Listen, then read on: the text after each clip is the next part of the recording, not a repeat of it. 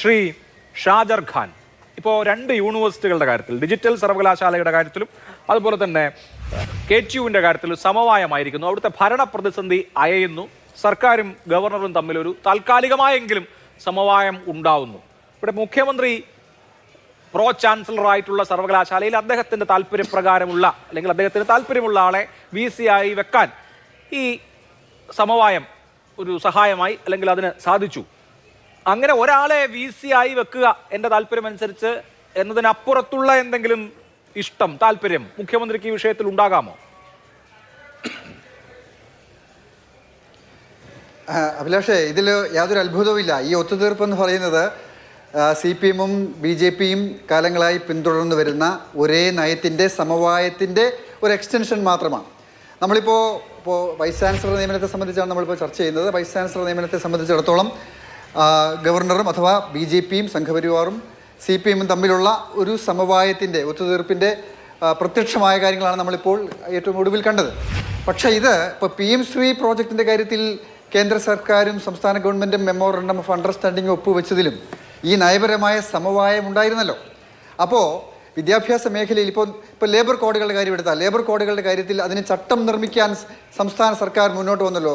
ഇടതുപക്ഷ ജനാധിപത്യ മുന്നണി നേരത്തെ പറഞ്ഞ ചക്കളത്തി പോരാട്ടം നടത്തിക്കൊണ്ടിരിക്കുന്ന, കേന്ദ്രത്തിലെ BJP-ക്ക് എതിരായി ഞങ്ങൾ സമരം ചെയ്തുകൊണ്ടിരിക്കുന്നു എന്ന് പറയുന്ന ഇടതുപക്ഷ ജനാധിപത്യ മുന്നണി ഗവൺമെൻറ്റിന് നേതൃത്വം കൊടുക്കുന്ന പിണറായി സർക്കാർ എങ്ങനെയാണ് ലേബർ കോഡുകൾക്ക് ചട്ടം നിർമ്മിച്ചത്?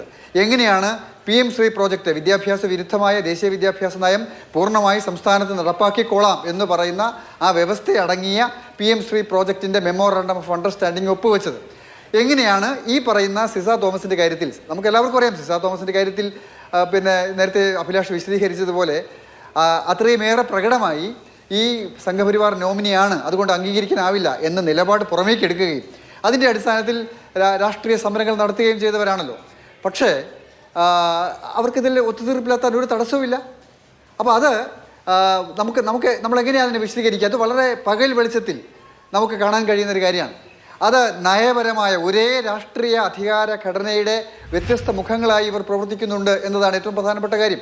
നമ്മൾ കുറച്ചുകൂടി സൂക്ഷ്മമായിട്ട് വിശകലനം ചെയ്താൽ, ഓരോ നടപടിയും നമ്മൾ വിശകലനം ചെയ്താൽ നമുക്കതിലേക്ക് എത്തിച്ചേരാൻ പറ്റും. അല്ലാതെ ഇത് പിന്നെ എന്താ പറയുക, ഈ ചക്കളത്തി പോരാട്ടത്തിൻ്റെ ഭാഗമായി സിസ തോമസിനെ അംഗീകരിക്കുന്ന പ്രശ്നമേ ഉദിക്കുന്നില്ല, അങ്ങനെ ഒരു പിന്നെ സംഘപരിവാർ നോമിനി അംഗീകരിക്കാൻ പറ്റില്ല എന്നൊരു നിലപാട് അവർക്കില്ല, യഥാർത്ഥത്തിലില്ല.